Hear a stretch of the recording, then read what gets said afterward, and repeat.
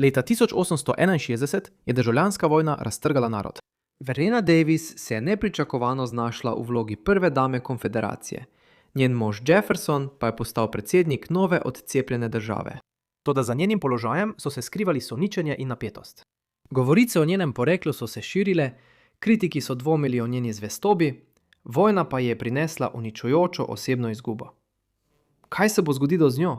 Pridružite se mi, da to izvemo. Verena Davis se je rodila in bila krščena kot Verena Howell 7. maja 1826. Njeni starši, William in Margareta, so živeli v Natchez-u v zvezni državi Mississippi. Vendar se zdi, da se je rodila na podeželju v Louisiani, ko sta starša obiskovala sorodnike v tej zvezni državi. Vendar nekateri viri trdijo, da se je rodila v Mississippiju. Verena se je rodila v družini, ki je poosebljala zgodnjo ameriško elito. Po očetovi strani sta bila ambicija in javna služba globoko zakoreninjeni, saj je bil njen dedek po očetovi strani guverner New Jerseyja v 1790-ih, njen oče pa je v vojni leta 1812 prijel za orožje proti Britancem. Njena mati, Margaret Louisa Kemp, je bila hči premožnega plantažnika in lastnika sužnjev iz Mississippija, škotsko-irskega priseljenca, ki si je na globokem jugu ustvaril položaj in bogastvo. Verena sama je bila druga od 11 otrok, vendar je v kruti resničnosti 19. stoletja do odraslosti preživelo le 7 otrok. Čeprav je njen družinski rod segal do evropskih prednikov z britanskega otočja, vključno z valižanskimi in škotsko-irskimi koreninami, so nekateri že od njenega rojstva šepetali, da Verena ni videti tako, kot bi pričakovali. Imela je olivno polt, temne oči, temne lase in širok nos. Lastnosti, ki so jih kasneje pripisovali njenim valižanskim koreninam. A niso bili vsi prepričani. Za mnoge v togi rasno obsedeni družbi ameriškega juga pred državljansko vojno so se te lastnosti zdele nenavadne. In kot boste kmalu videli, nenavadnost je vzbujala sum.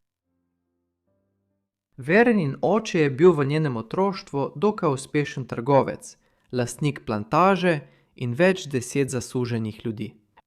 Družina je nekaj časa živela udobno, vendar je v 30 letih 19. stoletja niz slabih naložb, skupaj z vse dražjim življenjskim slogom, povzročil stalen upad njegovih financ. Do leta 1839 so se težave tako nakopičile, da je prišlo do bankrota. Rešila jih je bogata družina njegove žene in verjetno je bilo prav zaradi njihove finančne podpore, da je William lahko poslal svojo hčer na sever na šolanje ter jo vpisal v internat v Filadelfiji. Tam je prejela odlično izobrazbo in neutrudno delala, tako da je bila ob vrnitvi domov verjetno ena najbolj načitanih žensk v svoji skupnosti. Ob koncu leta 1843, pri komaj 17 letih, je Verena na božični zabavi na plantaži Hurricane spoznala svojega bodočega moža. To je bil Jefferson Davis. Bil je 18 let starejši od nje in je bil premožen lastnik plantaže.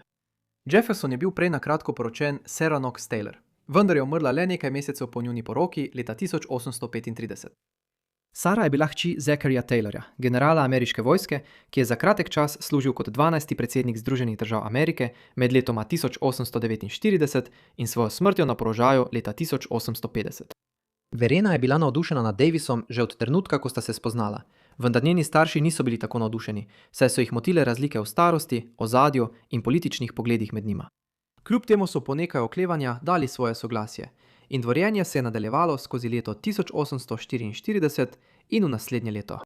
Davis je na to zaprosil, poroka pa je bila načrtovana kot velik družabni dogodek, vendar so to kasneje opustili. Ko sta se poročila leta 1845, je bila slovesnost v hiši njenih staršev, prisotni pa so bili le ožji krog Vereninih sorodnikov in prijateljev, vendar, kar je nenavadno, ni bilo nikogar iz družine Davis. Šele potem je Verena spoznala, da so bila stališča njenega moža do spolnih norm precej tradicionalna in da je od nje pričakoval, da bo igrala vlogo običajne južnjaške žene, kljub njeni izobrazbi. Prav tako je spoznala, da še vedno goji naklonjenost do svoje pokojne prve žene. Po njeni smrti leta 1835 je Davis globoko žaloval za njo in je večji del naslednjih 8 let preživel umaknjen iz družbe, nesposoben ali morda nepripravljen popolnoma opustiti preteklost. Verena bi kasneje priznala, da se je v njunem zakonu včasih počutila kot nadomestna žena. Tudi njun kratek medeni mesec je služil kot opomnik. Vključeval je obisk njegove ostarele matere, Jane Davis, in slovesen postanek pri grobu ženske, ki je bila pred njo. Mladoporočenca sta se nato naselila na Briarfieldu, plantaži, ki jo je Jefferson ustanovil na zemljišču, ki mu ga je zagotovil njegov starejši in bogatejši brat Jožef. Kmalu zatem je tja prišla njegova ovdovela in obubožana sestra s 7 otroki. Odločitev, ki je bila sprejeta brez posveta z Vereno, kar ji ni bilo všeč. Toda leta 1846 je bil Jefferson Davis izvoljen v predstavniški dom ZDA in Verena ga je spremljala v Washington DC, mesto, ki ga je hitro vzljubila. Popolnoma se je posvetila družabnemu življenju in kmalu postala ena najbolj priljubljenih in najmlajših gostiteljic v mestu. Vendar pa je Davis kmalu odstopil svojega položaja, da bi služil v mehiško-ameriški vojni od 1846 do 1848. Po konfliktu se je z obnovljeno ambicijo vrnil v politiko. Toda z njegovo vse večjo pomembnostjo so naraščale tudi napetosti med možem in ženo, saj so bila njegova politična stališča v nasprotju z Vereninimi. Medtem ko je imela ona bolj severnjaška stališča glede suženjstva, jih Jefferson ni imel. Celo primerjal je sužnje z živino. Kljub temu je uspela v svoji glavi uskladiti njuna nasprotujoča si stališča in njun odnos je ostal stabilen. Uživala je v denarju in Jeffersonovo naraščajoče bogastvo v 50 letih 19. stoletja je očitno zgladilo veliko težav v njunem odnosu. Dolga leta je služil kot senator iz Mississippija. Leta 1853 pa je bil imenovan za ministra za vojno v administraciji predsednika Franklina Piercea. To je pomenilo, da je bila njihova domača hiša v Mississippiju, vendar je družina med letoma 1845 in 1861 večino časa preživela v Washingtonu DC. Tukaj se je Verena počutila bolj sproščeno, saj je ugotovila, da je širši politični in družbeni svet mesta bolj ustreza kot vse bolj napeto ozračje Mississippija. Toda družinska tragedija je bila tik za vogalom. Med letoma 1852 in 1864 sta Verena in Jefferson imela 6 otrok, 4 fante in 2 deklici. Tragično je, da večina ne bi živela dolgo. Leta 1854 sta bila Davisova uničena, ko je njun prvi otrok Samuel umrl, preden je dopolnil 2 leti. Zaradi žalosti se je Verena za nekaj časa umaknila iz družabnega življenja.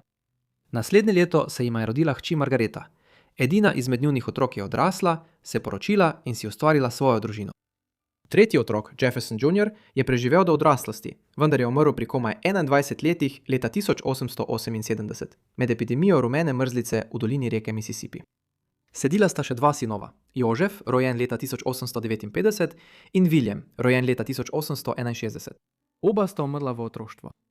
Njihova najmlajša hči Vini, rojena leta 1864, je bila posebej navezana na svojo mater.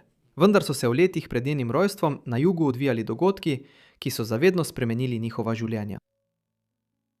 Celotna pot Vereninega življenja se je spremenila konec leta 1860.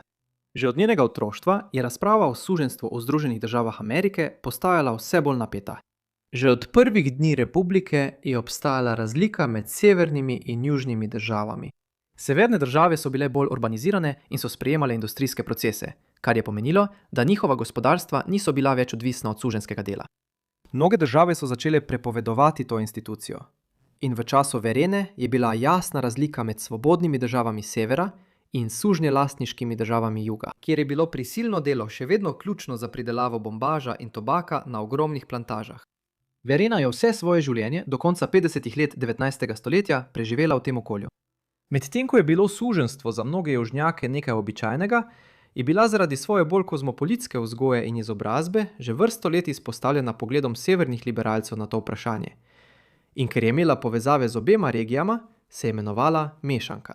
Suženjstvo je postajalo vse bolj sporno po vsej državi.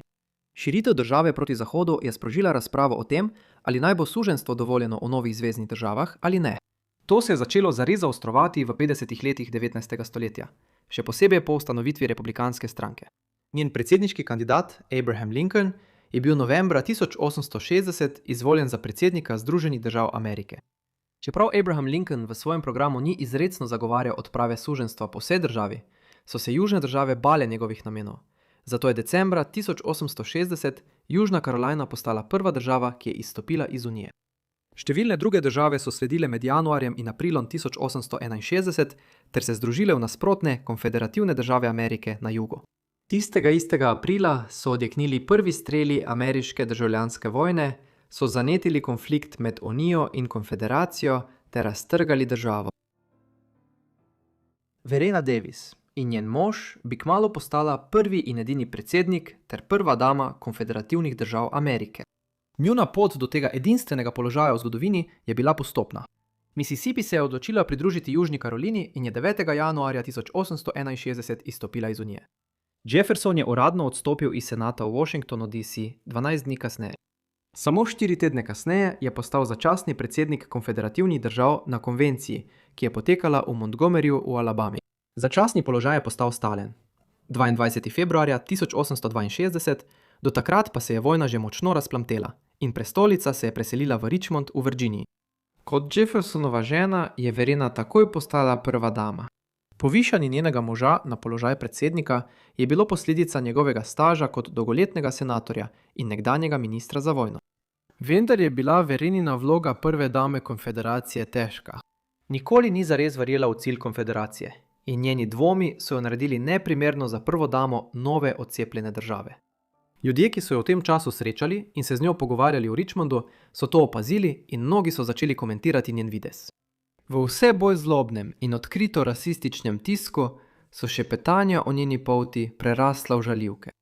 Časopisi so opozarjali na njeno rumenkasto polt in temne poteze ter namigovali, da bi lahko bila deloma ameriškega staroselskega ali afroameriškega porekla. Drugi so šli še dlje. Sovražno nastrojeni kritiki, ki so želeli prizadeti tako njo kot njenega moža, so uporabljali šokantni jezik in jo imenovali mulatka ali indijanka. Žaljivke, namenjene spodbujanju rasnih napetosti v družbi, ki je bila obsedena s poreklom in čistostjo krvi. Da bi bilo še huje, je bilo družinsko življenje Davisovih napeto. Verena je bila v teh letih pogosto noseča. Njun sin Joseph pa je umrl aprila 1864 po hudem padcu kmalu po svojem 5. rojstnem dnevu. Le nekaj mesecev kasneje je Verena rodila Vinnie. Otrok je kmalu postal znan kot hči konfederacije. Njena podoba in zgodba pa sta v zadnjem letu vojne krožili po jugu v prizadevanju za dvig morale. Tako je Verena vojna leta preživela noseča, v žalovanju, deležna kritik in potisnjena v vlogo ene najvidnejših javnih zagovornic zadeve, v katero pravzaprav ni verjela. Ameriška državljanska vojna se je za konfederacijo končala s porazom aprila 1865, skoraj natanko 4 leta po njenem začetku. Medtem ko je glavni konfederacijski general Robert E. Lee organiziral predajo, so Jefferson, Verena, njuna družina in podporniki pobegnili proti jugu iz Richmonda. Ujeli so jih v Georgiji. Jefferson pa je bil pridržan, potem ko so se pojavili sumi, da je bil na nek način povezan z atentatom na predsednika Abrahama Lincolna le nekaj dni po koncu spopadov. Zaradi tega je Jefferson naslednji 2 leti preživel v zaporu. V tem času je Verena poslala njune otroke v Kanado k sorodnikom, da bi jih zaščitila, medtem ko se je sama trudila doseči moževo izpustitev. Maja 1867 je bil izpuščen na varščino in je bil vključen v splošno amnestijo nekdanjih konfederacijskih politikov in vojakov, ki jo je za božič leta 1868 razglasil predsednik Andrew Johnson. Davisova sta bila zdaj spet svobodna in sta lahko živela svoje življenje, kako sta želela. Vendar pa se je družba okoli njiju spremenila. Jeffersonovo bogastvo je bilo v veliki meri osnovano na njegovih plantažah, ki so temeljile na suženskem delu. Tega zdaj ni bilo več. Poleg tega ni bilo nobene možnosti za obnovo politične kariere. Družinsko premoženje pa je bilo uničeno zaradi vojne in vseh njegovih pravnih stroškov med zaporom. Prav v tem času je družina odpotovala v Evropo in zaslužila nekaj denarja s honorarji za govore in nastope zaradi svojega slavnega statusa nekdanjega predsednika in prve dame konfederacije. Verena in otroci so ostali v Evropi, potem ko se je Jefferson vrnil v Ameriko. Verena pa je razmišljala o različnih učiteljskih službah. V Angliji, skupaj s svojo sestro in otroki, je bila Verena ogorčena, ko je leta 1870 in 1871 prebrala o Jeffersonovih morebitnih aferah v ZDA. V tem času je njun sin William umrl tik pred svojim 11. rojstnim dnem, kar je skupaj s propadom njunega premoženja povzročilo dolgotrajno obdobje depresije.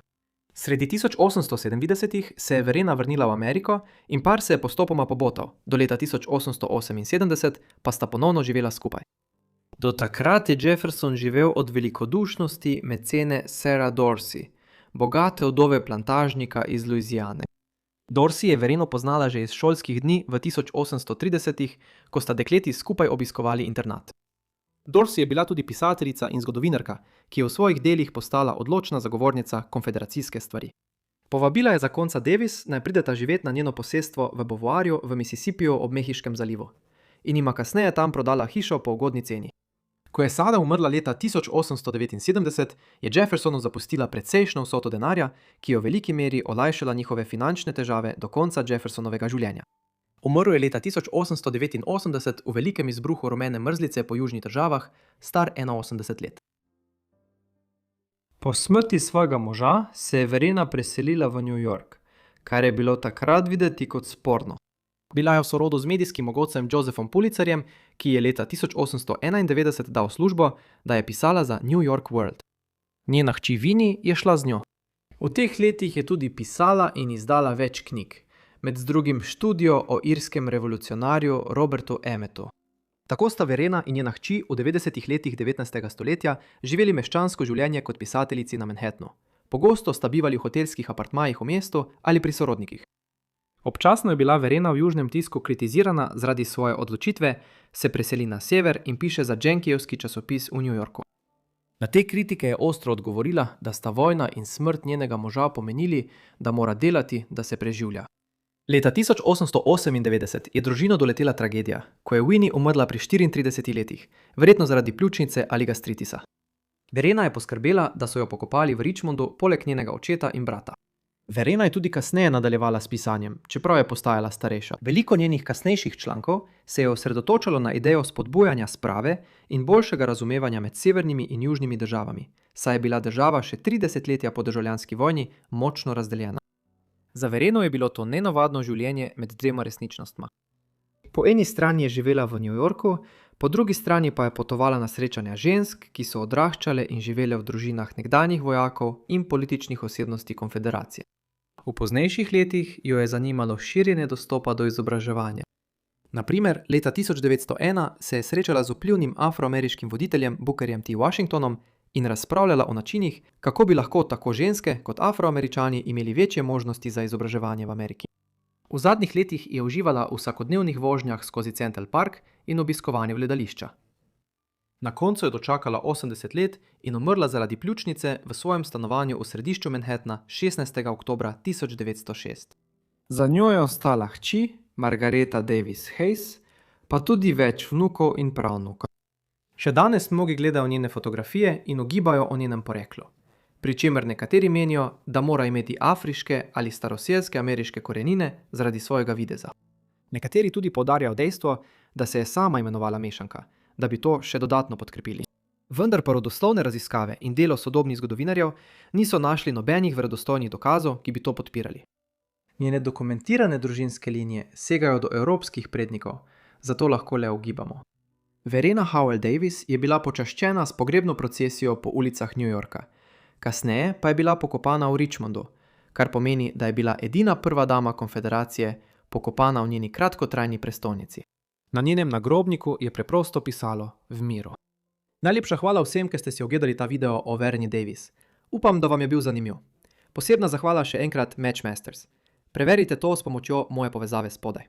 Kaj menite o njeni življenjski zgodbi in o njenih slikah? Mislite, da je imela še kakšno drugo poreklo poleg evropskega? Rad bi izvedel vaše mnenje spodaj v komentarjih. Če imate še kakšne druge predloge, mi jih prav tako sporočite spodaj v komentarjih. Upam, da ste naročeni na kanal in imate vklopljena obvestila, da boste prejeli vsa moja videa takoj, ko jih objavim. Sicer pa je to vse z moje strani, zato se vidimo v naslednjem delu Pozabljenih življenj. Hvala!